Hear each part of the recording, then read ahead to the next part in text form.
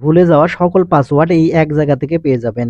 Facebook, Gmail, WhatsApp, Messenger যাবতীয় যত password আছে আপনি সব এই জায়গা থেকে পেয়ে যাবেন।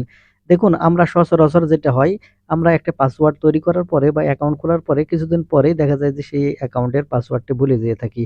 ঠিক আপনি যদি ভুলে যাওয়া অভ্যাস থাকে যে আপনার পাসওয়ার্ড মনে নাই, ঠিক এরকমভাবে যদি এরকম সমস্যায় যদি পড়ে থাকেন, তাহলে এখান থেকে কিন্তু আপনি সেই পাসওয়ার্ডগুলো উদ্ধার করে নিতে পারবেন এবং আপনার প্রয়োজন মতো কাজে লাগাতে পারবেন।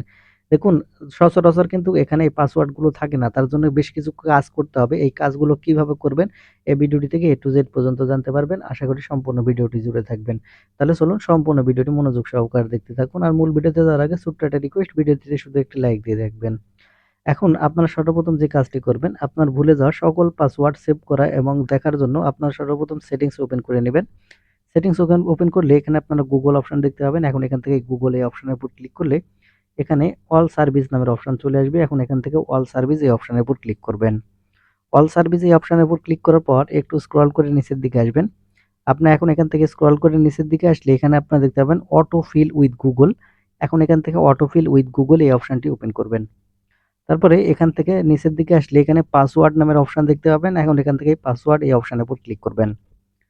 পাসওয়ার্ড এই অপশনের উপর ক্লিক করার পরে আপনার নিচের দিকে আসলে এখানে আপনার সেটিংস আইকন দেখতে পাবেন। এখন আপনি এখান থেকে এই সেটিংস আইকনের উপর ক্লিক করবেন। আপনি এখন এখান থেকে এই সেটিংস আইকনের উপর ক্লিক করার সাথে সাথে আপনাকে এরকম ইন্টারফেসে নিয়ে আসবে। এখানে আপনার প্রথম একটি অপশন দেখতে পাবেন অফার টু সেভ পাসওয়ার্ড। এই এনেবল বাটন যেটা আছে এটা আপনাকে কিন্তু প্রথমে অন করে রাখা লাগবে।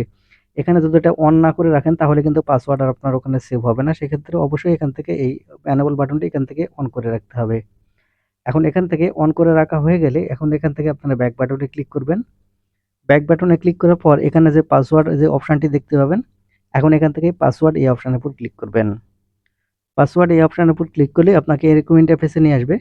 এখন এখান থেকে ফেসবুক, জিমেল যত সব ধরনের পাসওয়ার্ড আপনি সেভ করে রাখবেন সবগুলো এখানে আসবে। এখন এখান থেকে পাসওয়ার্ড দেখার জন্য আমি এখন এখান থেকে দেখতে পাচ্ছেন facebook.com, আপনার ফেসবুকের পাসওয়ার্ড দেখার জন্য facebook.com এ ক্লিক করবেন আর জিমেল দেখার জন্য জিমেলে ক্লিক করবেন।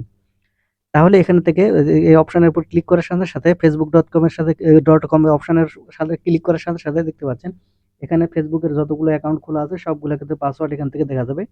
এখানে যে চোখের মতো আইকন আছে এই চোখের মতো আইকনের উপর যদি আপনি ক্লিক করেন তাহলে এখান থেকে কিন্তু সাথে সাথে সেই পাসওয়ার্ডটি দেখতে পাবেন।